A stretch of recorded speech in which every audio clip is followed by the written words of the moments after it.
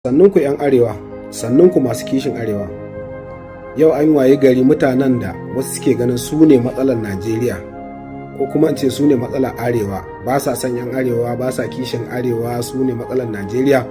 Su suka fito titunan garuruwa suna zanga-zanga ga gwamnati cewa shugaban ƙasa Tinubu ya gaza a harkar tsaro, dole a gyara.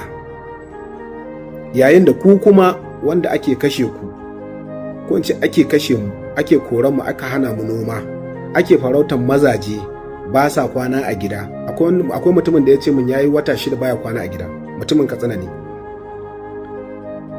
Ake farautar mutane kamar gafiyoyi a ramukansu, an kashe mace, an kashe babba, an kashe yaro, an kashe namiji. Yau ku kuma ku kuke cewa ai abin da ake daidai ne, gwamnatin ma ta zo ta maimaita. To sannunku masu kishin Arewa, kun ji? Sannunku, na gaishe ku.